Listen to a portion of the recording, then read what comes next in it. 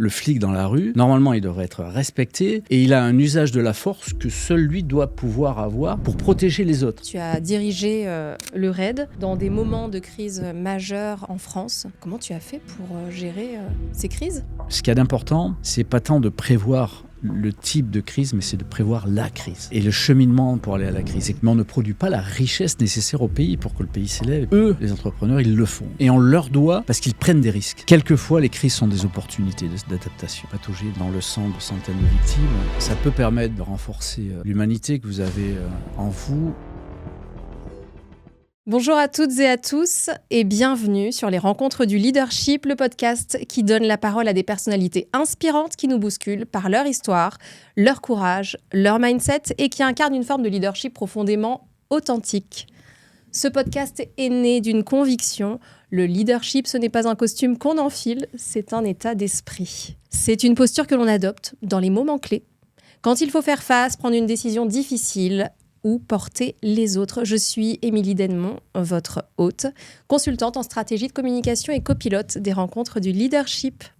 Oui, et moi je suis Alex Etende, le président d'Adnet Event, le fondateur des Rencontres du Leadership, et je suis passionné par le leadership et le fait de pouvoir avoir des astuces qui amènent nos managers et nos leaders à une posture haute dans cette discipline qui est manager des hommes. L'idée de ce podcast est de partager des histoires vraies et vécues de personnes, d'hommes et de femmes qui ont affronté l'extraordinaire et qui nous donnent les clés pour y arriver. Merci. Et le thème du jour, comment garder la tête froide dans la tempête ? Comment prendre des décisions quand la peur est là ? Comment affronter la crise sans se perdre et rebondir ? Aujourd'hui, nous avons l'immense honneur d'accueillir Jean-Michel Fauvergue, ancien directeur du RAID, figure incontournable des unités d'élite françaises et auteur de plusieurs ouvrages. Patron du RAID face au terrorisme, leçons de leadership. Il est également conférencier et partage son expérience du terrain avec les dirigeants et les décideurs. Bonjour Jean-Michel. Bonjour Émilie, bonjour Alex. Comment vas-tu ? Ça va bien, moi je suis en pleine forme. Alors j'ai mis le costume quand même. Tu parlais de costume. Le leadership se fait quelquefois en costume quand même. Parfait, ça nous va bien. Surtout quand on va rechercher des budgets, c'est important de pouvoir travailler sur l'apparence aussi. Ouais, exactement. Mais Parfait. l'essentiel, c'est de pouvoir changer de costume. C'est pertinent. Tout à fait. Moi, j'ai souvent été en tenue d'intervention. Moi, j'ai mis le costume aussi quelquefois. Donc, c'est important de changer quelquefois un peu les apparences. On est beaucoup... En fait, je fais une petite digression là. On est souvent jugé dans notre société sur les apparences. Et ça, quand on est chef d'entreprise aussi, il faut en profiter, il faut le savoir. Et donc, il faut jouer là-dessus aussi, je pense. Est-ce que pour démarrer ce podcast, tu pourrais, Jean-Michel, s'il te plaît, te présenter ? On est curieux de connaître, certes, ton parcours, mais aussi la figure, la personne qui se cache derrière ce parcours. Oui, alors j'ai été pendant 40 ans, quasiment 40 ans, quelques mois après, j'ai été policier. J'ai commencé très tôt, j'ai commencé dans un rôle d'officier à l'époque. Et dans un département qui n'était pas facile, en Seine-Saint-Denis, et en brigade de nuit. Donc, je dirigeais des brigades de nuit en Seine-Saint-Denis. C'était assez prenant comme travail. Et je dirigeais des brigades, c'est-à-dire je commandais des effectifs en tenue la nuit en Seine-Saint-Denis, avec tout ce que cela comporte comme action, comme réaction à avoir, etc. Et déjà du management pour diriger ces équipes-là. Bien qu'à l'époque, j'étais tout jeune, tout jeune même, tout petit. Après, assez rapidement, j'ai passé le concours de commissaire de police et j'ai intégré l'école des commissaires de police. Alors, les commissaires de police, c'est les managers de la police nationale, mais c'est les managers de terrain. C'est à la fois, c'est ce qu'on appelle le corps de conception et direction, le corps du commissaire de police. Donc, ce sont à la fois des gens qui doivent porter leur service à bout de bras, chercher des financements, travailler sur la RH, et gérer l'humain aussi, parler avec les syndicats. La police est très syndiquée, à 80%, hein, les syndicats corporatistes. Et puis, être sur le terrain aussi, emmener les hommes sur le terrain. Voilà ce que c'est qu'un commissaire de police. Et pendant à peu près 35 ans, j'ai été commissaire de police sur des postes de terrain importants, un peu partout, dans les domaines de la police judiciaire, dans le domaine de la police aux frontières, dans le domaine de la sécurité publique, et un peu partout aussi au niveau géographique, puisque j'ai travaillé en Nouvelle-Calédonie, j'ai été le chef de la police en Guyane, le directeur départemental de la sécurité publique en Guyane.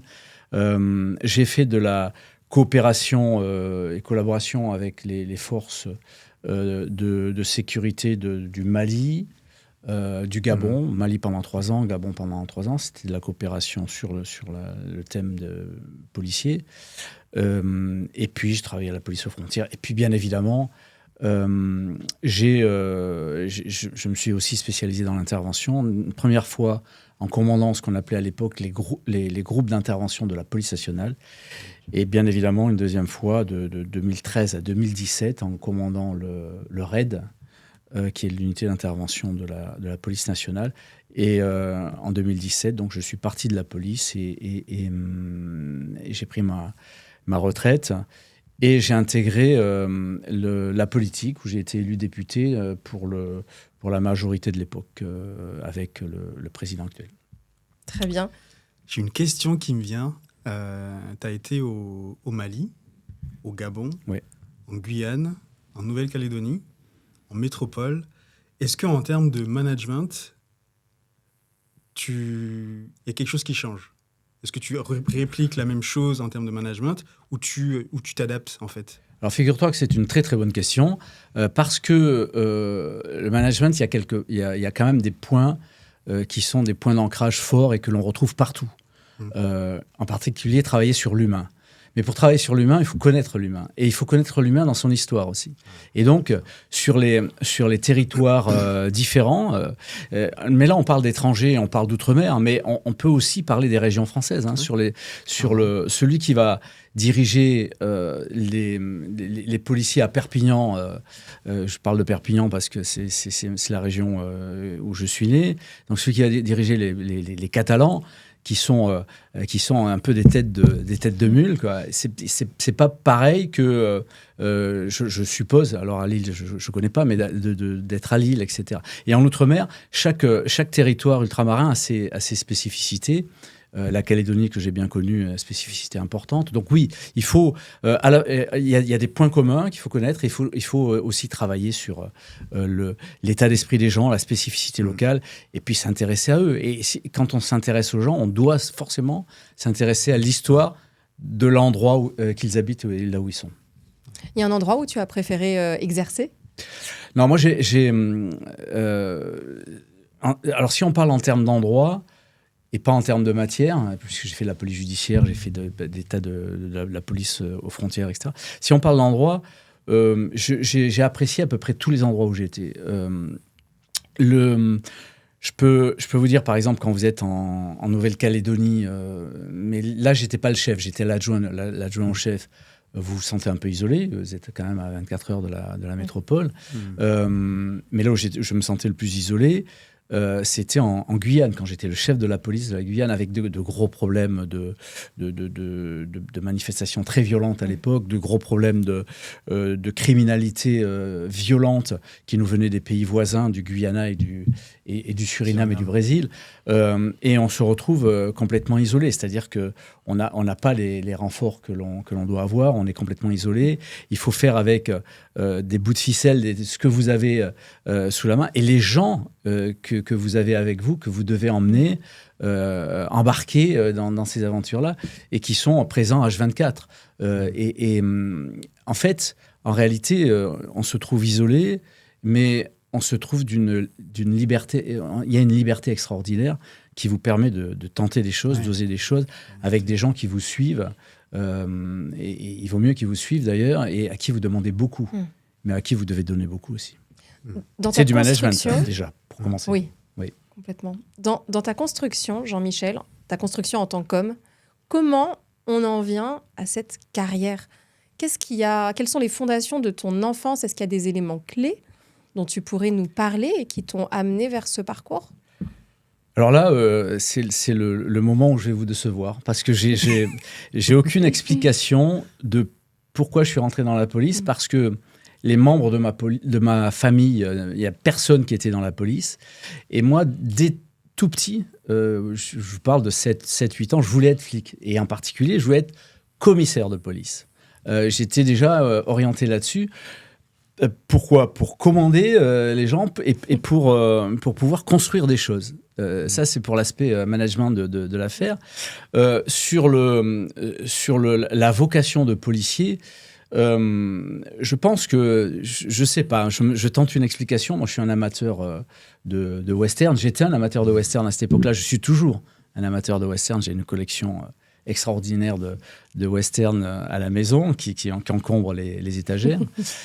Et à l'époque, j'adorais les westerns. Et moi, mon idole, c'était le shérif, quoi. Le shérif, celui qui représentait l'ordre et la loi. Okay. Et quand le shérif était un pourri, parce que ça arrive dans pas mal de westerns, quand le shérif était un pourri, j'étais désespéré. Donc je pense... justicier dans l'âme. Alors, c'est pas tant un justicier, c'est le fait de se mettre à disposition des autres qui sont plus faibles que vous, parce que vous représentez la loi, vous représentez l'ordre et la loi, et donc vous avez un pouvoir supérieur, encore aujourd'hui. Le flic dans la rue, normalement, il devrait être, je dis normalement parce qu'on a des problèmes, normalement il devrait être respecté, et il a un usage de la force que seul lui doit pouvoir avoir pour protéger les autres. Donc, c'est cet aspect-là d'aller vers les autres et de tenter de les protéger. Voilà. Ça, c'est la première chose. Et c'est d'ailleurs une vocation que j'ai retrouvée dans ma courte carrière politique, parce que pendant 5 ans, de 2017 à 2022, j'ai été député. C'est de pouvoir essayer d'améliorer les choses pour les personnes qui sont... se mettre à disposition, essayer d'améliorer les choses en sécurité, quoi. Ça, c'est important. Et puis la deuxième chose, d'être commissaire de police, je voulais aussi faire des enquêtes. Moi. Ça me plaisait beaucoup. Faire des enquêtes, arrêter les méchants, ça, c'était mon truc. Ok. Ça l'est toujours. Mais là, je suis à la retraite. Ce sujet de pouvoir dont tu parles, c'est quelque chose qui m'interpelle parce que moi qui ai été dans des groupes où... Je suis arrivé par la petite en bas de l'échelle, puis je suis monté, responsable, directeur, et puis comité de direction. Et on voit le pouvoir comme ça qui s'accumule et qu'on prend. Et moi, j'ai vu des personnes avec justement, surutiliser ce pouvoir. C'est-à-dire qu'une fois que le pouvoir on l'a, il faut trouver le moyen de justement de pas en abuser. Ouais, c'est clair. Et de pas justement écraser les autres. Parce que ce grand pouvoir entraîne une grande responsabilité. Et tout acte qu'on fait quand on a autant de pouvoir peut faire des dégâts assez énormes. Alors que si on n'a pas de pouvoir, le même geste n'a pas de valeur. Mais le même geste avec autant de pouvoir peut décupler les conséquences. Comment tu fais pour gérer ce pouvoir Mais là, on attaque la partie conscience et responsabilité, en fait, en réalité. Ouais. J'aime bien ton parcours. Parce qu'en fait j'ai un peu le même. Moi, je suis rentré comme officier et la police a ça de merveilleux, c'est qu'elle donne la chance aux gens de pouvoir par l'intérieur passer des concours, passer l'acquisition des acquis professionnels, de pouvoir les valoriser et de passer au grade supérieur. Donc ça, c'est des parcours qu'on connaît bien dans la police nationale, que de pouvoir monter par l'intérieur. Alors vous avez deux sortes je pense grosso modo, à grands traits, deux sortes de managers. Celui qui vient d'en haut, qui intègre la police, on va rester dans le domaine de la police si vous le voulez bien, qui intègre la police par le concours extérieur, les commissaires de police, où chaque année vous avez la moitié des promotions qui arrivent par des concours extérieurs. Donc les gens ont fait des études supérieures, passent le concours de commissaire de police et ensuite, au bout de 2 ans à l'école des commissaires de police, sont sur la voie publique assez rapidement. Et puis vous avez ceux qui passent par l'interne. Alors, il n'y a pas de catégorisation. On ne va pas dire que les uns sont meilleurs que les autres. C'est faux, c'est absolument faux. C'est un problème aussi. Là aussi, on est sur un problème humain. Ce que tu disais a tout son sens, c'est-à-dire que il faut éviter, quand on passe par le rang, on va dire les choses comme ça, il faut éviter d'abord de trop jouer de son pouvoir en disant voilà, j'y suis arrivé, ils m'en ont fait baver, je vais en faire baver les autres. Ça, c'est complètement ridicule, en fait, et improductif dans le cadre de ton commandement, de ton management, mais aussi de l'accomplissement de la mission. Parce qu'un manager à mon avis, a deux buts. Le premier but, c'est d'abord l'accomplissement de la mission. Un manager d'entreprise, c'est comment faire fructifier son entreprise, la faire monter face à des menaces des marchés extérieurs, etc., et des concurrents. Ça, c'est la mission. Voilà. Et le deuxième pouvoir du manager, c'est d'avoir la responsabilité des gens qu'il a sous ses ordres. La responsabilité, mais réelle. C'est-à-dire que si un chef d'entreprise... si son entreprise périclite à cause des mauvais choix qu'il fait, il va mettre au chômage des gens qui sont sous son autorité et il va les précipiter dans des situations qui sont des situations humaines terribles. Donc, il faut avoir cette conscience-là. Et quand on a cette conscience-là, et quand on monte dans la hiérarchie, il faut la garder, cette conscience, cet aspect humain des choses. Et pas se dire, ça y est, je suis arrivé, etc. Il faut une humilité importante. Modestie importante. Et le deuxième manager qu'on peut avoir, c'est celui qui arrive de l'extérieur, qui, lui, connaît pas le job et qui va manager en fonction des théories qu'il a apprises ou eh bien, là aussi, on est dans une autre posture et position. Et là aussi, il faut avoir l'humilité. Eh bien, l'humilité de commencer son apprentissage une fois qu'on a le poste. C'est-à-dire savoir comment fonctionnent les choses, savoir ce que font les autres, ce que font nos collaborateurs, ce que font, on appelle ça des opérateurs au RAID, ce que font nos opérateurs, s'y intéresser. Et je pense que la formule, alors il n'y a pas de formule magique, mais en tout cas, elle est dans l'ouverture d'esprit, dans l'humanité, dans l'humain. Voilà, pour répondre à ta question. Merci Jean-Michel. Pour revenir sur ton parcours, tu as dirigé le RAID dans des moments de crise majeure en France. Est-ce que tu accepterais de nous en parler un peu plus pour ensuite, justement, faire le parallèle avec le monde dans l'entrepreneuriat? Ce qui nous intéresse dans ces crises majeures, c'est de savoir comment tu as fait pour gérer ces crises. Alors, le RAID, c'est l'unité d'intervention qui va là où plus personne d'autre ne va. Parce que c'est dangereux, la situation est dégradée, on risque sa vie, on risque d'être blessé, etc. Et puis, il faut aller sauver des gens. La mission numéro 1 du RAID, et donc du patron du RAID, on dit patron dans la police nationale quand on est... Ça a un aspect, pas le patron d'usine ou d'entreprise, c'est un aspect un peu de saint patron, quoi. Il y a toute une...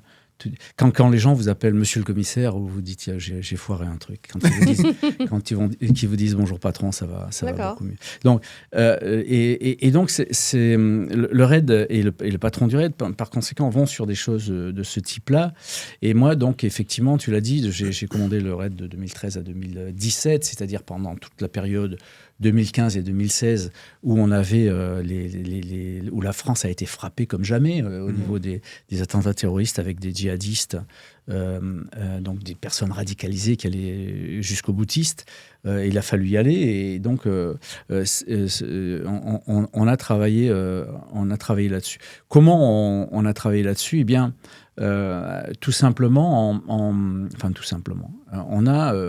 moi, quand j'ai pris mon commandement du RAID, je l'ai pris déjà avec une expérience. J'avais 57 ans à l'époque, donc on ne va pas se mentir, je veux dire, j'avais 57 ans, donc une expérience de commandement de terrain, de commissaire de police qui était importante sur beaucoup de groupes de terrain. Moi, je suis resté quasiment sur le terrain toute ma vie, à restructurer des services, à commander des services STUP, des services de sécurité publique en Guyane, en Nouvelle-Calédonie, des services d'intervention comme les GIPN. J'avais aussi cette expérience de l'intervention avec les groupes d'intervention de la police nationale, que j'ai ensuite récupéré et intégré au RAID.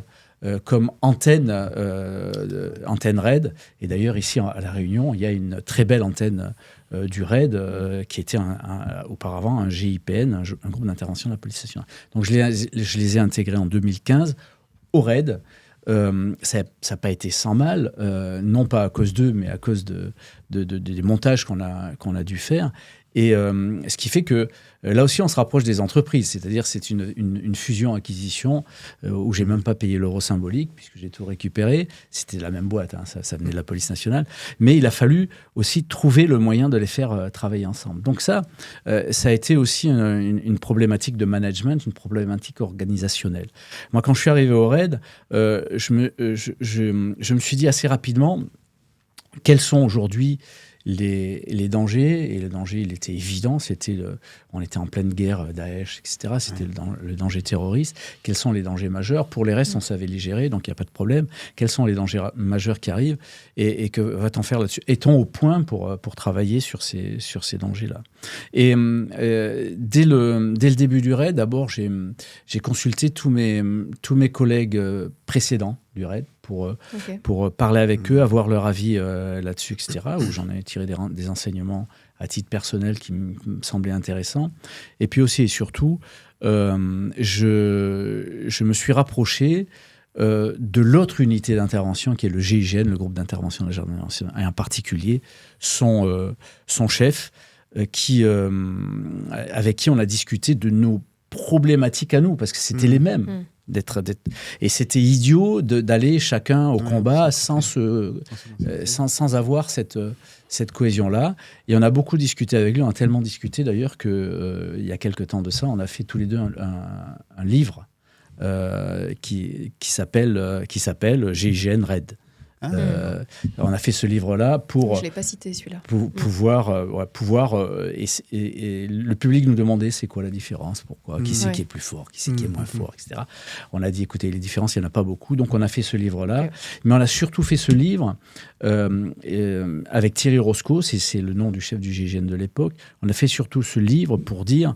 On avait cette situation-là en face de nous, voilà comment on a réagi, voilà le cheminement qu'on a fait, que je vais expliquer ce soir en conférence. Et voilà le cheminement qu'on a fait pour justement se confronter à cette nouvelle menace, à ces nouveaux dangers.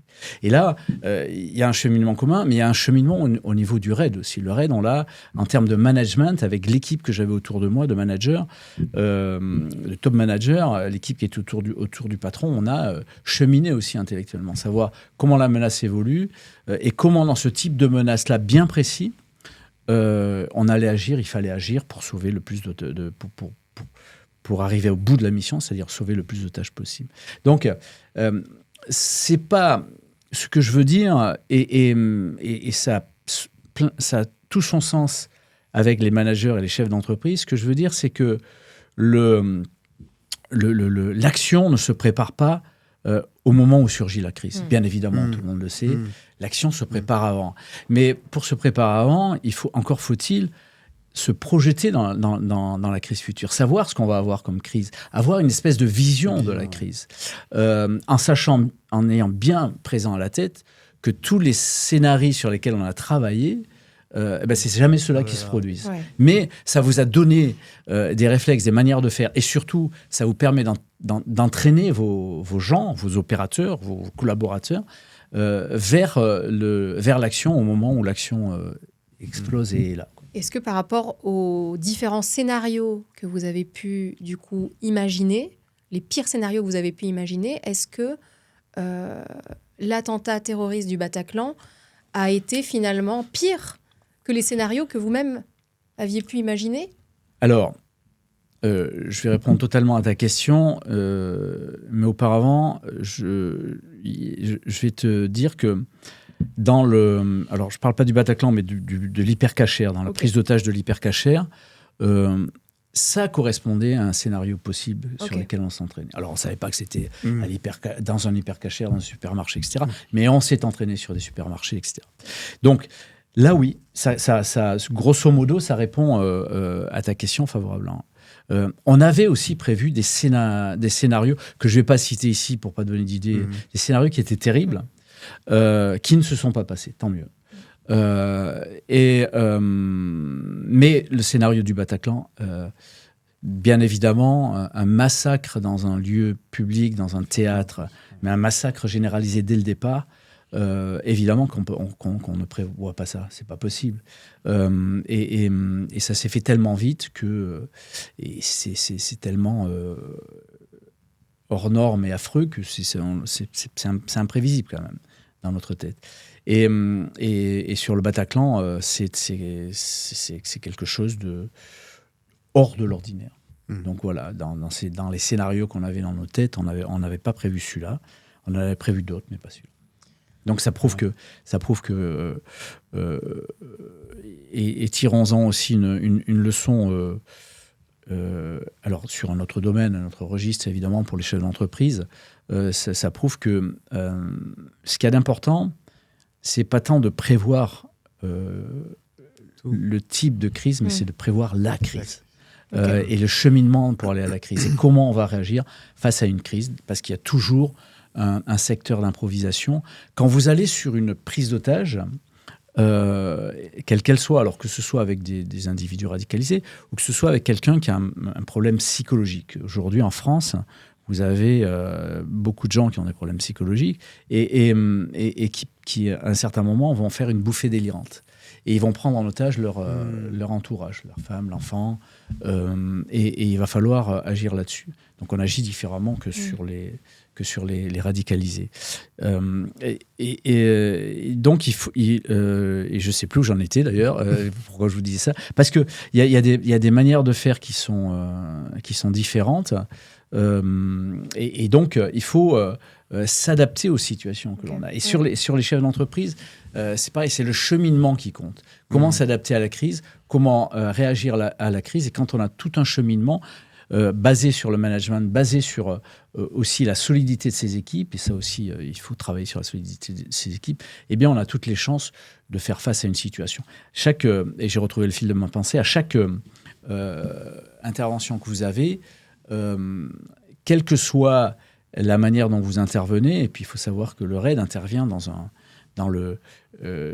son milieu naturel, qui est la police nationale. C'est-à-dire qu'avant que le RAID arrive, vous avez les gens de la sécurité publique qui sont autour, qui ont fait des périmètres de sécurité, qui ont pris des renseignements. On sait sur quoi on intervient quand on est au RAID. Eh bien, à chaque fois que vous intervenez, vous intervenez dans un espèce de...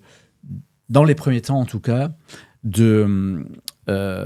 j'essaye de trouver un mot poli, de pagaille, pour pas dire un mauvais mot, de pagaille, de désorganisation terrible. C'est toujours ça le début d'une crise. Mais l'idée, c'est pas d'éviter la pagaille du départ. L'idée, c'est de rapidement reprendre les manettes pour que cette pagaille s'évacue et que vous mettez en place vos réflexes. Voilà, l'intervention. Et tu disais, tu parlais du Bataclan, cette histoire très, très, en tout cas hyper, terrible. Comment, quand on a vécu ça, on arrive à garder, parce que voilà, ça fait 3 jours à peu près qu'on se côtoie, on s'est eu au téléphone avant. Enfin, je trouve que tu es une personne quand même hyper humaine. C'est assez rare pour le souligner. Comment on garde ces valeurs-là, cette humanité-là, en ayant traversé autant de choses assez fortes et qui peuvent chambouler une personne. Moi, je crois que, personnellement, ça n'est que mon avis personnel, je crois que traverser des épreuves et traverser une épreuve suprême de ce type-là, où patauger dans le sang de centaines de victimes, ça peut permettre de renforcer l'humanité que vous avez en vous, en faisant en sorte sur les choses que vous avez face à vous, de les remettre dans le bon axe, quoi. Tout ça est une affaire de vision, de tolérance et d'analyse des situations. Quand vous avez vécu les pires choses, les analyses après des situations vont vite et elles se font au regard, à l'aune de ce que vous avez vécu. Et donc, rapidement, tu prends la mesure des choses. et vis-à-vis des choses et vis-à-vis des gens aussi. Et on va à l'essentiel, c'est-à-dire on s'embête plus avec des gens qui se la jouent, qui vous intéressent pas, qui sont inintéressants pour vous. Donc, tu as une perception de la vie qui est totalement une prise de hauteur. Qui est forcément un peu particulière. Mais ça date pas que du Bataclan. Moi, dans toute la carrière policière, il faut savoir que le flic, moi, dès le départ, on est confronté à des trucs.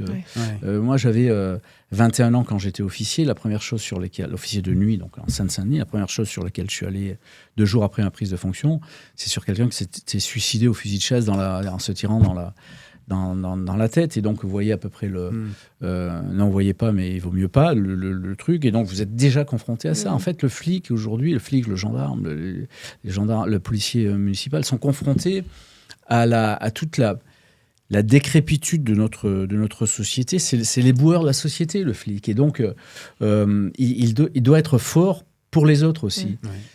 Et c'est pour ça qu'il mérite le respect, d'ailleurs. Et qu'il mérite le respect de tous, et en particulier des groupes politiques qui sont à l'Assemblée nationale, ce qui n'est pas le cas pour certains. J'ai envie de rebondir justement sur ce que tu viens de dire par rapport à ta famille. Comment est-ce que tu te sens de protéger ta famille par rapport à ce que toi tu vis? Ou est-ce que justement tu as aussi besoin de soutien, j'imagine, de piliers autour de toi pour te porter face à tout ce que tu vis? Enfin, comment ça se gère autour de toi? Oui, bien sûr, et pas que moi, tous les gens qui sont dans des situations de ce type-là, les gens qui sont raides, etc. Il faut que les gens soient carrés dans leur tête et qu'ils aient les pieds sur terre. Et le meilleur moyen d'avoir les pieds sur terre, alors il y a des tas de techniques, les techniques d'optimisation des potentiels, il y a la respiration, il y a plein de techniques qui nous servent beaucoup sur l'intervention, etc. Arriver à se déstresser, etc. Faire du sport, voilà. Mais la première des choses, c'est la vie familiale. La familiale et privée avec le cercle d'amis, etc. Et ça, c'est quelque chose d'important parce que ça vous relaie à la vie. Mais il faut arriver dans ce cercle-là aussi à pas, et c'est difficile, à pas polluer le cercle de ce que vous avez vu, de ce que vous ressentez, etc. Parce que vous ressentez les choses très fort à un certain moment, et qu'il ne faut pas détruire votre cercle familial. Parce que si vous voulez puiser de la force avec eux, il ne faut pas leur donner le virus. Il ne faut pas qu'ils attrapent ce virus-là et qu'on se refile le sac à dos dans la famille. Donc, il faut être très fort. Et il faut que la famille soit forte aussi. Et moi, de ce point de vue-là, je remercie ma famille, ma femme en particulier, qui d'ailleurs, elle aussi, a écrit un livre qui s'appelle Femme de policier d'élite. Elle a écrit un livre avec la femme du chef adjoint de la BRI, qui est intervenu aussi au Bataclan. Et dans ce livre-là, elle donne leur ressenti de femmes, 2 ressentis complètement différents, mais voilà, la manière de faire les choses. Tout ça est très important d'avoir une vie familiale. D'ailleurs, au RAID, quand on recrute, on ne recrute pas des gens qui sont des têtes brûlées, etc. On recrute des gens qui sont équilibrés dans leur vie personnelle, quoi. C'est absolument important de pouvoir ensuite. Et au RAID, et ça c'est aussi... j'en reviens toujours au management, au chef d'entreprise, etc. Au RAID, on organise 2 fois par an des journées des familles. En tout cas, au RAID central, mais les antennes le font aussi. Avec les familles sont invitées au RAID. Il y a des espèces d'ateliers pour les tout petits. Voilà, on fait des barbecues, des machins. Le RAID central est dans un endroit phénoménal à Bièvre où c'est un parc naturel avec des fans en liberté. Des fans, des biches et voilà, des animaux de ce type-là. Et les familles viennent 2 fois par an, et comme ça, les gens se connaissent et tout. Et puis, il y a plein d'organisations. L'association organise plein de trucs. Ces moments-là sont des moments importants où les gens se retrouvent entre eux. Voilà. Alors, ils sont importants pour les protéger, pour décompresser, etc. Mais en cas de drame, ça devient un moment très dur. Quand on est intervenu sur l'hypercachère, on voit à la télé directement des gens du raid qui sont blessés, qui sont tirés par leurs collègues, puisqu'on était filmé en direct là-dessus. Et donc, les familles derrière la télé se disent, mais est-ce que c'est mon mari ? Est-ce que c'est mon fils pour les enfants ? Est-ce que c'est pour les parents ? Est-ce que c'est mon papa pour les enfants, etc. Et là, il faut mettre en place des systèmes parce que les familles appellent et là, on l'avait pas. Et c'est mon épouse, entre autres, et avec d'autres femmes du RAID qui nous ont dit « Mais pourquoi vous ne feriez pas comme ça des appels téléphoniques ?» C'est ce qu'on a fait par la suite. Et et donc, on rassurait les familles en disant « Voilà, ça va, tout va bien, l'intervention est en cours, on n'a pas de blessés. » Ou alors, quand on avait des blessés, on donnait des nouvelles des blessés assez rapidement. Effectivement, il a été blessé, mais ce n'est pas grave, vous pouvez le voir à tel endroit. On l'accompagnait, etc.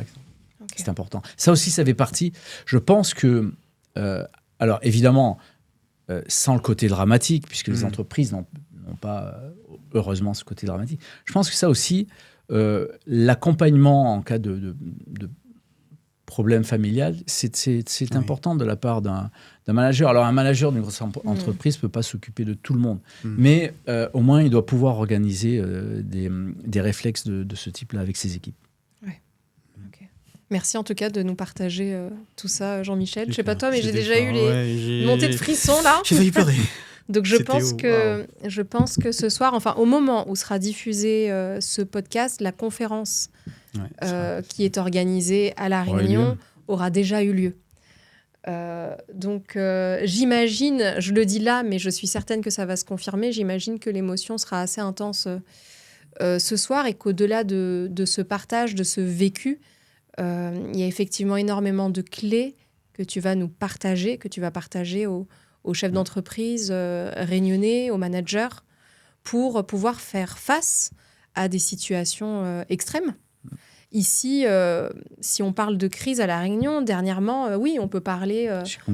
on peut parler du chikungunya, on peut parler des cyclones qu'on a connus. C'est ça. Et aussi du Covid. Oui, bien sûr. Si on parle des dernières crises, en tout cas, qu'on a pu vivre ici. Oui, on parlera des crises, effectivement. Le but, c'est véritablement, bien sûr, c'est de raconter, s'appuyer sur un vécu. Mais l'idée, et moi, c'est ce qui me motive dans ces conférences-là, j'allais dire ce job, c'est pas un job, mais dans cet exercice de conférencier, c'est de le faire matcher les choses avec des exemples précis et d'en tirer des conséquences pour, en tout cas, tirer des conséquences d'expérience pour pouvoir dire, voilà, ça arrive aussi chez nous dans une unité spécialisée comme le RAID. Les unités spécialisées, le RAID, les services spéciaux, les machins, chaque fois on dit, non mais eux, ils n'ont pas de problème, ça marche au claquement de doigts, etc. Non, pas du tout. On est sur l'humain, on est confronté à des choses, des fois il y a des trucs qui ne fonctionnent pas, donc on a exactement les mêmes problèmes que dans les entreprises. Il faut savoir le gérer. Et peut-être la seule différence avec les entreprises, hormis le fait nous on sauve des vies, et ça c'est les entreprises, quoi qu'il y a des entreprises qui travaillent sur des domaines pour améliorer la vie, sauver la vie. Mais le seul truc, c'est qu'on a été au RAID obligés d'apprendre beaucoup plus vite. Parce qu'en face, il y a des vies à sauver. Donc on apprend beaucoup plus vite des choses. Et si on peut les partager et faire gagner du temps aux chefs d'entreprise et aux entrepreneurs, qui sont, je tiens à le dire, la richesse de notre pays, parce que c'est eux qui créent la richesse. Et donc, on a besoin de ces entrepreneurs, et on en a besoin de plus en plus. Voilà. Si on peut les aider pour qu'ils aillent vite, mieux, et dans leur job, c'est toujours ça de gagner, c'est bien. Tu crois que tu peux nous dévoiler quelques clés de comment faire gagner du temps à un entrepreneur, à un chef d'entreprise ? Eh bien, je crois que, et je l'ai déjà dit dès le départ, en fait, c'est le fil rouge de ça, c'est que en travaillant, en investissant sur l'humain,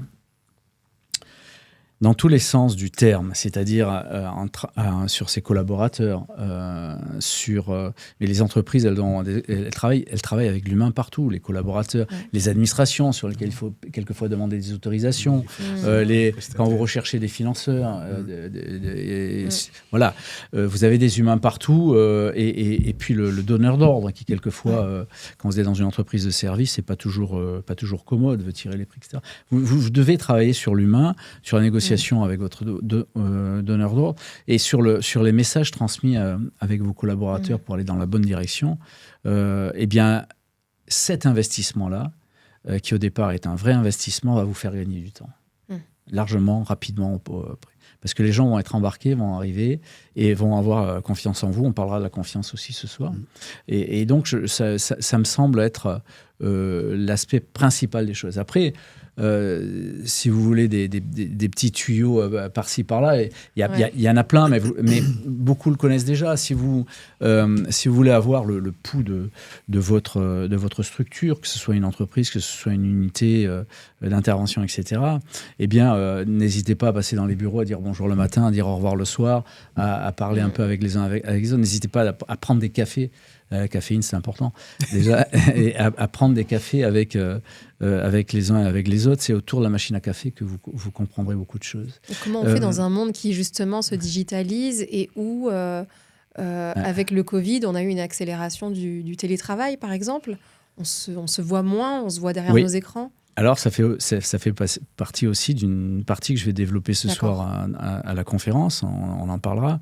Mais tu as tout à fait raison dans ce que tu dis, et on est dans un monde où on a de plus en plus de connexions, mais on a de moins en moins de relations humaines, on s'entend. Et donc, il faut effectivement compenser ça, et il faut aussi, tout en continuant à digitaliser, en travaillant, etc., essayer de travailler sur le relationnel, sur l'humain et tout. Le relationnel et l'humain, vous l'avez certes en direct, c'est mieux de l'avoir en direct, mais vous pouvez l'avoir aussi sur le numérisé. Quand quelqu'un a fait une bonne opération et que vous voulez lui dire ce que tu as fait, ça me plaît beaucoup, etc., plutôt que de mettre un pouce en l'air en disant c'est très bon là les gars, mais c'est nul. Décrocher son téléphone, l'appeler et lui dire voilà, ton truc c'est vraiment exceptionnel, ça va. Voilà, le contact de cette manière-là. Et effectivement, on l'a plus ce truc-là, on digitalise, on met des smileys. C'est intéressant ce que tu dis. On le sent notamment, je trouve, je le vois même dans nos professions et dans les nouvelles générations, j'ai le sentiment que on préfère se faire des notes vocales, des audios, échanger avec des emojis au lieu de prendre son coup de fil. Et ça, je le ressens plus chez les générations, on va dire, peut-être au-dessus de 40 ans. On a plus envie de prendre son téléphone et de s'appeler. Mais sinon, on est moins disponible et le temps... Oui, mais d'accord avec toi, mais quand tu vas devenir manager sur un poste de responsabilité, tu vas avoir déjà un peu de vécu, à minima, forcément. Ou alors, tu es exceptionnel, ce qui est bien aussi. Hein. Mais si tu es exceptionnel, c'est parce que tu as compris l'histoire de l'humain. À minima, tu vas avoir un minimum de vécu. Si tu as un minimum de vécu, oui, tu auras toujours ton réflexe de jeune homme, de jeune fille, de faire des emojis, etc., et d'échanger comme ça. Mais il faudra que tu travailles sur ton réflexe du lien direct, en face-to-face, comme disent les Anglais, ou téléphonique, où il y a quelque chose de palpable, la voix, ou même un mail, mais hyper rédigé, pas en 3 lettres, mais hyper rédigé, en félicitant, etc., en disant ce que tu as fait, c'est vraiment exceptionnel. Ça, il faut absolument le faire. Je pense que les meilleurs managers, c'est ceux-là, ceux qui parlent au cœur des hommes et au cœur des femmes, et tu pas persuadé que tu arrives à toucher le cœur des hommes et des femmes avec un pouce en l'air. Quoi. Non, on est d'accord. Je te le dis parce que je l'ai vécu avec des dirigeants et des managers, et justement, il y a une problématique de management du coup. Mais c'est ce que je disais tout à l'heure, c'est un investissement dans le temps. Tu perds pas ton temps quand tu dépenses ton temps pour les autres. Tu perds pas ton temps, jamais. C'est un investissement, en fait, en réalité. Voilà, si on veut parler manager, le travailler sur l'humain, C'est investir sur l'avenir. Outre le fait que toi, ça va te faire grandir aussi, c'est un investissement. Voilà. Parce qu'à un certain moment, ton gars, quand il va rechigner à faire un truc et tout, tu vas lui dire, bon, écoute, t'as été bon jusqu'à présent, on a fait ça ensemble, mais tu vas l'embarquer, quoi. Tu l'embarques pas avec un emoji. Je pense pas. Je pense pas. Aujourd'hui, on est dans un monde où hyper digitalisé, on a des milliers d'amis virtuels. Les amis sur les réseaux sociaux, c'est comme être milliardaire au Monopoly, quoi. Ça va pas plus loin. C'est pas de moi, c'est d'un humoriste. Ouais. Des citations pour ce soir aussi. Merci de nous les partager en tout cas. Il nous reste 10 minutes dans cette émission. On n'a pas vu le temps passer. J'ai une question. Après, je vais te laisser la parole, Alex, si toi aussi il y a d'autres questions qui te viennent. Moi, je me demande en fait à quel moment tu as... J'aurais pu me renseigner d'ailleurs sur ce sujet. À quel moment tu as commencé à écrire dans ta carrière ? À quel moment c'est venu ? C'est envie de transmettre... Oui, alors... Bon... déjà, le tout premier bouquin, mais c'est un gag. J'ai été professeur d'arts martiaux aussi dans ma carrière. Et le premier bouquin, c'est sur des techniques d'arts martiaux. Mais c'est un bouquin où il y avait plein de dessins. Et moi, je faisais les légendes dessous, mais c'était de moi. Donc voilà. En dehors de ça, qui n'a rien à voir, moi, j'aime beaucoup lire. Et écrire ne me posait pas de problème, en particulier dans les rapports administratifs qui n'étaient pas toujours compris parce que je faisais des tournures de phrases un peu particulières. Mais l'envie que j'ai eue d'écrire un bouquin, ça s'est passé quand j'étais au RAID, après l'hypercachère, juste après l'hypercachère, parce que je me suis dit... Il faut que les gens sachent comment les choses se passent. L'ensemble des choses au niveau extérieur, mais aussi comment on a préparé cet événement-là, le management sur l'équipe, etc. Et c'était le premier bouquin qui s'appelle Patron du RAID. C'est un échange avec une journaliste de M6 très très humaine elle aussi, qui s'appelle Caroline de Juglar, sur laquelle on fait des échanges. Et j'ai parlé beaucoup du management, j'ai parlé des familles, on a fait parler aussi le chef des Toubib, Mathieu Langlois, qui lui aussi a écrit un bouquin qui s'appelle Médecin du RAID, qui est un bouquin extraordinaire. On a fait parler le négociateur de Mera, qui a été la dernière négociation qu'on a fait avec des individus radicalisés. Je vous expliquerai ça ce soir. Et donc, l'idée, c'était deux choses. D'abord, expliquer au lecteur voilà, comment ça se passait. Pourquoi expliquer au lecteur ? Parce que moi, dans mon adolescence, j'ai beaucoup lu des bouquins de Lartegui, de Schoenderfer, etc., des auteurs qui ne sont pas connus maintenant des gens, mais qui, eux, te racontaient la guerre d'Algérie et la guerre d'Indochine vue de l'intérieur au sein des forces armées. Et tu comprenais beaucoup de choses, comment les choses étaient organisées, comment le commandement était organisé, etc. Donc des sujets qui nous intéressent. Et je voulais expliquer ça, comment on organisait les trucs, quelle était la menace, comment ça évoluait, etc. Et la deuxième chose, c'est que j'avais des choses à expulser, à dire. Donc voilà, écrire un bouquin, parler avec une journaliste, c'était quelque chose. Et il faut savoir que on a fait l'introduction du truc. Et le premier rendez-vous qu'on a eu en face à face pour commencer le bouquin, eh bien, j'ai dû l'annuler parce que je partais sur le Bataclan. Donc, on les a... Alors après, on a eu plein de rendez-vous. Et ce livre est sorti une fois que j'étais plus au RAID, une fois que j'étais plus dans la police. Quand j'ai été député en 2017, il est sorti. Et après, j'ai fait d'autres bouquins. Donc, j'ai cité le bouquin... qui s'appelle GIGN RAID, le bouquin qu'on a fait avec le GIGN. On a essayé de trouver un titre un peu ambitieux parce que dans la police, GIGN RAID. Et encore, ça s'appelle GIGN RAID parce que j'ai perdu le toss à la 12e bière. Sinon, ça aurait été RAID GIGN.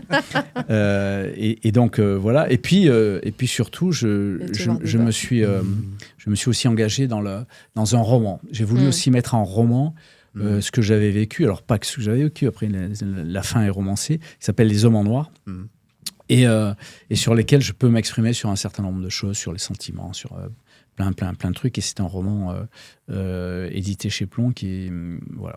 Et là, je suis sur un un livre qui devrait sortir chez Fayard en octobre et qui est un essai sur ce que j'ai vécu au RAID, mais en tant que politique, et un essai sur le courage, qui est en tout cas une partie du titre, ça sera « Osons le courage ». Okay. Dans notre société, dans notre avenir. Parfait. Merci ça s'adresse aussi aux managers, d'ailleurs. Pour ce partage. Il y a une question qui me taraude, moi, depuis un bout de temps. Il faut que je la pose absolument. C'est pas du tout la question qui va clôturer, en tout cas, ce podcast. Je suis une femme. Je me pose la question, au sein du RAID, est-ce qu'on a des femmes ? C'est une question qui m'est souvent posée. Au sein du RAID, il y a des femmes sur l'intervention, sur la colonne d'intervention, non. Pour des motifs divers et variés. D'abord, il faut savoir qu'un opérateur du RAID porte sur lui plus de 40 kilos en matériel offensif et défensif. Donc c'est dur physiquement de ce point de vue-là. Mais au RAID, moi, j'avais récupéré 2 femmes qui étaient snipers, tireurs d'élite. Okay. Ce qui ne s'était jamais fait. Bon, malheureusement, ensuite, elles sont parties pour des problèmes de mutation.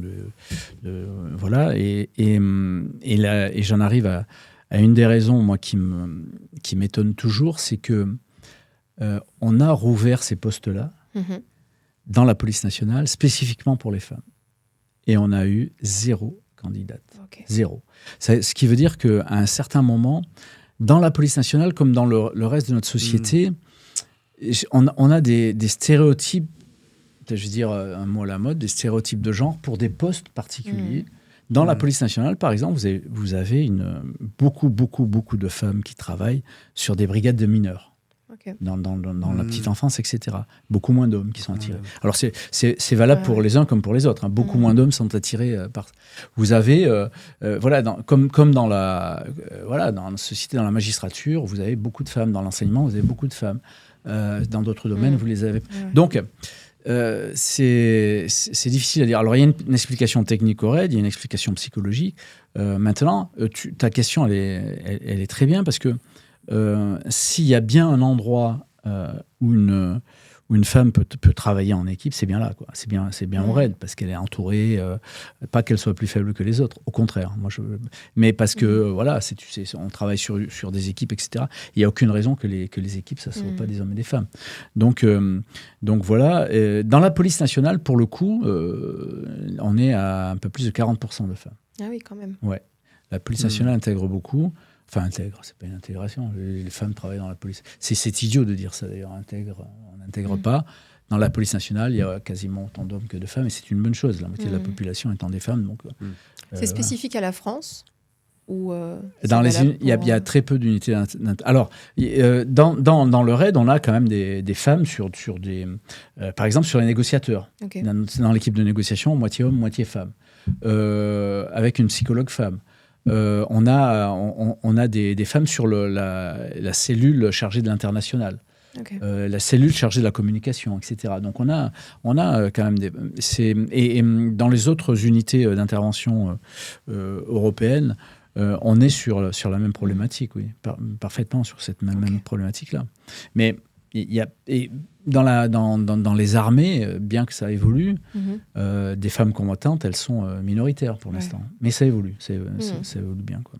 Dans les équipes spéciales, je ne sais pas s'il y en a. En fait. Ok, ça marche. Merci. Est-ce que, Alex, tu as une dernière question que tu aimerais Oui, juste là, ce podcast que nous faisons est en direction des entrepreneurs, des managers, des personnes qui veulent incarner une vision, un leadership. Qu'est-ce que tu aimerais leur transmettre comme message ? Moi, déjà, j'aimerais leur transmettre aux entrepreneurs réunionnais que je suis à leur disposition. Déjà, c'est ça, s'ils le désirent. Oui. Mais je voudrais surtout leur transmettre ici dans le podcast que, d'abord, mais je l'ai déjà dit, mais je veux le répéter.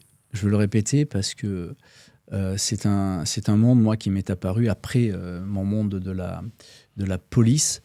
Et les entrepreneurs, j'ai commencé à allé fréquenter quand j'étais député, parce qu'ils avaient des problématiques et ils venaient me parler de leurs problématiques. Et ensuite, comme conférencier, et tu t'aperçois vraiment, je veux absolument le dire aujourd'hui, que c'est eux qui créent de la richesse, qui font marcher les choses. Alors, il y a d'autres... Moi, j'ai été pendant 40 ans fonctionnaire. Donc, je ne produisais aucune richesse. J'ai produit de la sécurité, j'en suis conscient. On produit des missions, comme tous mes autres collègues policiers, les gens qui sont à la santé, etc. On produit des services qui sont incontournables. Mais on ne produit pas la richesse nécessaire au pays pour que le pays s'élève et pour que le pays vive. Et donc, eux, les entrepreneurs, ils le font. Donc, et on leur doit, parce qu'ils prennent des risques. Et ça, c'est important. Ils prennent des risques et ils sont souvent... Et moi, je fais des parallèles un peu avec la police. Ils sont souvent conspués pour ça. Vous avez les mêmes qui disent que la police tue vont vous dire que le patronat, c'est tous des types qui s'en mettent plein d'argent, plein les poches. S'ils savaient combien d'impôts payent les patrons, combien de choses ils rétribuent, etc. C'est la base des choses. Donc, il faut le dire. Ça, c'est la première chose. Et la deuxième chose, c'est que leur dire aussi que les situations que l'on vit, de tout temps, les choses ont évolué. Et les gens qui étaient artisans, patrons, qui travaillaient sur des projets de ce type-là, se sont toujours adaptés. Et qu'aujourd'hui, ils doivent s'adapter de la même manière. Et que, quelquefois, les crises sont des opportunités d'adaptation. J'en parlerai ce soir. Quelquefois, les crises sont des opportunités d'adaptation. Et on a des patrons qui sont très forts parce que dans des crises, ils arrivent à faire à faire fleurir leur entreprise en surfant sur cette crise-là. Oui, on l'a vu avec le Covid, d'ailleurs. Oui, bien sûr. Non, alors, je parle véritablement pas de ceux qui profitent des crises pour...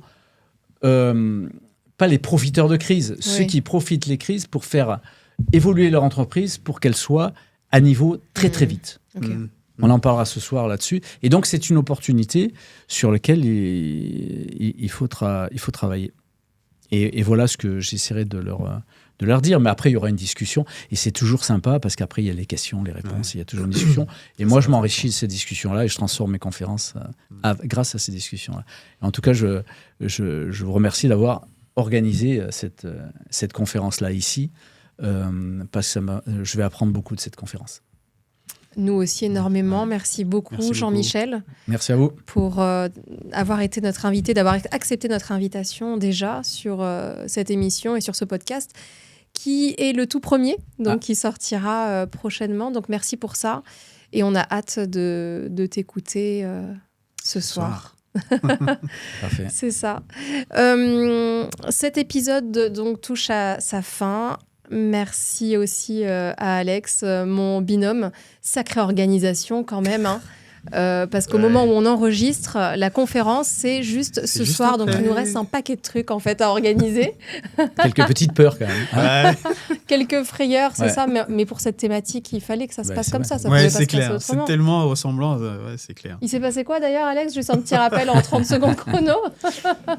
Alors, Jean-Michel devait arriver le mardi matin. Ouais. On avait tout calé. Tout bien fait, aux petits oignons. Le mardi, il arrive, il fait le truc. Midi, le soir, le mercredi, tout. Et le lundi matin, message de Air France. Non, le vol est annulé, il partira ce soir. Il partira, non, demain matin. Ouais, c'est ça. Attends, qu'est-ce qu'on fait? Ouais, je te préviens. Ouais. Comment on fait? Gestion de crise. Faut tout annuler. La peur de l'organisateur. C'est ça. Donc, est-ce qu'on décale la conférence? On la met le vendredi ou plutôt le jeudi. Trop compliqué. On contacte Joanne Vélia. Non, vous touchez à rien. Bon, ça a duré 5 minutes, la gestion de crise. Hein.